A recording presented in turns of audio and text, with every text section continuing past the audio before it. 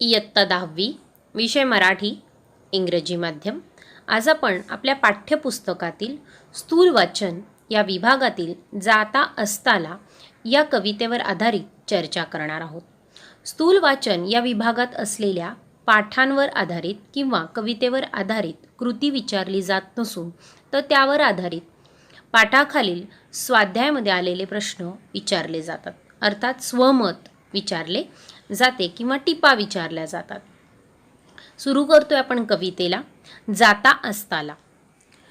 विश्वविख्यात बंगाली महाकवी, कथाकार, कादंबरीकार, नाटककार, चित्रकार, शिक्षणतज्ज्ञ आणि मानवतावादी विचारवंत, स्वतंत्र भारताच्या राष्ट्रगीताचे रचनाकार, जागतिक कीर्तीच्या नोबेल पुरस्काराचे भारतातच नव्हे तर आशियातील पहिले विजेते. त्यांचे लेखन अनेक भाषांमध्ये अनुवादित झाले आहे. शांतिनिकेतन आणि विश्वभारती या त्यांनी स्थापन केलेल्या शैक्षणिक सांस्कृतिक संस्थांनी जगभरात कीर्ती मिळवली. रवींद्र संगीत ही त्यांनी भारतीय संगीताला दिलेली मौल्यवान भेट आहे.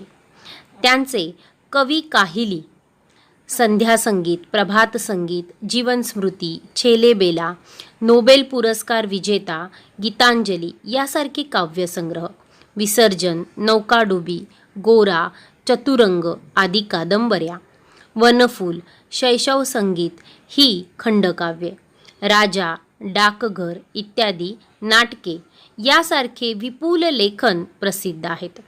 प्रस्तुत बंगाली कवितेचे मराठीत स्वैर रूपांतर श्यामला कुलकर्णी यांनी केले आहे. या कवितेत महाकवी टागोर यांनी सूर्य आणि पणतीच्या प्रतीकाद्वारे अगदी छोट्या जीवातही जगाला काहीतरी देण्याची, जग सुंदर करण्याची क्षमता असते हे सांगितले आहे. अर्थात इस कविता के माध्यम से गुरुदेव रविंद्रनाथ टैगोर जी हमें यह बताने की कोशिश कर रहे हैं कि सूरज और छोटा सा दिया जिसे पंटी कहा गया है, ये दोनों के बीच का कंपैरिजन क्या है. कि जिस प्रकार सूरज हमें तेज प्रदान करता है, इस धरती को प्रकाशमय बना देता है, एक अपनी ऊर्जा देकर इस जीवन को सजीव बनाए रखता है, उसी प्रकार छोटा सा दिया, ये छोटी सी पंटी भी इस जग को सुंदर बनाने के लिए अपना श्रेय देती रहती है, अपना हिस्सा देती रहती है, अपना एक पार्टिसिपेशन उसका हमेशा से ही रहता है. तो इस कविता के माध्यम से इन दोनों के बीच में जो संवाद चल रहा है, सूरज और पंटी के बीच में संवाद चल रहा है, वो हमें बताया गया है. सूरज पृथ्वी के लिए कितना सेंसिटिव है, कितनी चिंता कर रहा है, ये हमें इस कविता के माध्यम से पता. जाता असताला सूर्याचे डोळे पाणावले, जाईन मी जर या विश्वाचे होईल कैसे भले. सूर्य आपल्या प्रखर उष्णतेने संपूर्ण पृथ्वी प्रकाशित करून टाकतो. सूर्योदयापासून ते सूर्यास्तापर्यंत न थकता न दमता तो आपले कार्य करीतच असतो. म्हणजेच संपूर्ण पृथ्वीला प्रकाशमय करण्याची जबाबदारी सूर्याने उचललेली आहे. जणू आपण म्हणू शकतो हा आपला कुटुंब प्रमुख आहे. पण आता मात्र सूर्य अस्ताला जाणार आहे, मतलब सूर्य का सनसेट होने वाला है और इसीलिए डोळे पाणावले, उसके आँखों में पानी आ चुका है, कारण कि तो चिंतित है. उसे बहुत ही चिंता हो रही है कि अगर मैं चला जाऊँ, सनसेट अगर हो जाएगा, मतलब मैं अगर यहाँ से चला जाऊँगा तो या विश्वा से, इस धरती का कैसे भला होगा, मेरे पीछे इसे कौन संभालेगा, कसं होणार यांचं, पूरी धरा अंधारमय हो जाएगी, अब इसे कौन देखेगा, जाईन मी जर या विश्वाचे होईल कैसे भले. अंधारमय बुडून जाईल, अंधारामध्ये बुडून जाईल लगेच सारी धरा, कुणी वाचवा या पृथ्वीला, करा करा हो त्वरा. इथे सूरज म्हणजेच इथे सूर्य म्हणत आहे की अरे मी गेल्यानंतर ही सारी धरा, ही सारी पृथ्वी अंधारामध्ये बुडून जाईल. आता हिला कुणीतरी वाचवायला आहे, कुणीतरी या पुढे, कुणीतरी पुढाकार घ्या, लवकर कुणीतरी या, करा करा हो त्वरा, कोई तो जल्द से जल्द आगे आओ, क्योंकि मेरे निकल जाने के बाद, मेरे चले जाने के बाद ये जो पूरी धरा है, ये पृथ्वी है, ये अंधारमय हो जाएगी. इसे अंधेरे से बचाने के लिए कोई तो आगे आओ, क्योंकि इस धरा को किसी की ज़रूरत है. मैं तो अभी चला जाऊँ, क्योंकि मैं अस्त होने वाला हूँ. सूर्याचा अस्त होणार आहे, त्यामुळे तो अगदी चिंतित आहे आणि तो कोणाला तरी म्हणत आहे की अरे कोणीतरी पुढे या आणि या पृथ्वीला अंधारातून बाहेर काढण्याचा प्रयत्न करा, अशी तो इच्छा व्यक्त करत आहे. कुणी न उठती येना पुढती, कुणाश ना शाश्वती, इकडे तिकडे बघत हळूची, पणती ये पुढती. सूर्याच्या प्रचंड तेजाला पर्यायच नाही, म्हणजे सूर्यासारखा तेज आपल्याला दुसरं कोणीच देऊ शकत नाही. त्यामुळे कोण पुढे येणार, कोणाला जमेल त्याचं कार्य, त्याला आपण कुठलाच दुसरा ऑप्शन नाही. अर्थात सूरज जो हमें प्रकाश देता है उस प्रकार प्रकाश कोई और नहीं दे सकता. शाश्वती कुणीच देऊ शकत नाही त्याच्यासारखा प्रकाश देण्याची. पण तरीसुद्धा इकडे तिकडे बघत हळूची, यहाँ वहाँ धीरे से देखते हुए पणती ये पुढती. आणि एक छोटी सी पणती पुढे येते, एक छोटा सा दिया आगे आकर कहता है. अब देखो, सूरज को तो कोई रिप्लेस नहीं कर सकता, लेकिन फिर भी यहाँ वहाँ डरते डरते इधर उधर देखते हुए एक छोटा सा दिया आगे आकर कहने लगता है.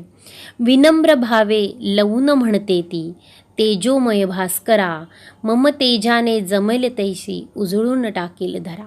डरते डरते विनम्र भावे, एकदम नम्रतापूर्वक नम्रतेने एक दिवा पुढे येऊन म्हणतो, हे भास्करा.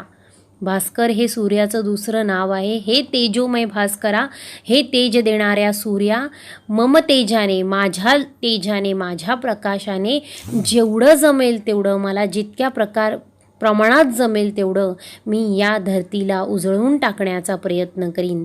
अर्थात ये छोटा सा जो दीपक है, ये छोटा सा दिया है, वो बड़े ही नम्रतापूर्वक सामने आया और तेजोमय भास्कर से कह रहा है, सूरज से कह रहा है कि हे भास्करा, मम तेजाने, माझ्या तेजाने, मेरे तेज से, मेरे प्रकाश से मुझे जितना जमेगा उतना, जितना होगा मुझसे, जितना पॉसिबल है, मैं उतना इस पृथ्वी को तेज प्रकाश देने की कोशिश जरूर करूँगा, आप चिंता ना करें, असं त्यांनी म्हटलं आहे.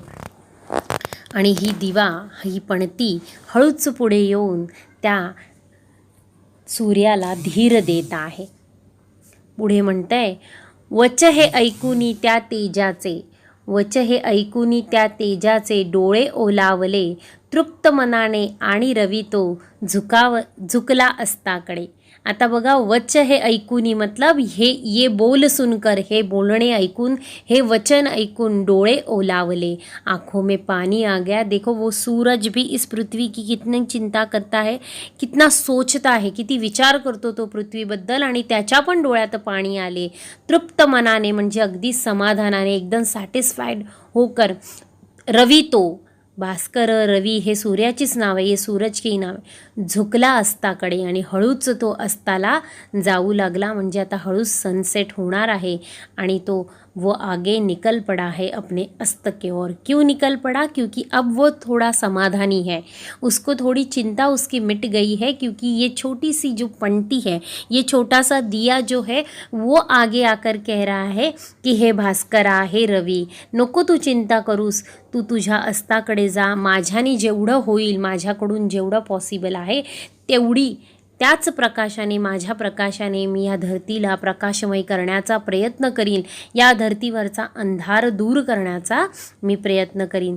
तर हे सूरज, हे भास्कर, हे रवि, आप बिना चिंता किए, आप समाधानी होकर, मैं आपको वचन देती हूँ कि आप अस्त के ओर चल पड़े, क्योंकि मैं अपने तरफ से, मुझसे जितना हो सके उतना इस धरती को प्रकाशमय करने की कोशिश ज़रूर करूँगी.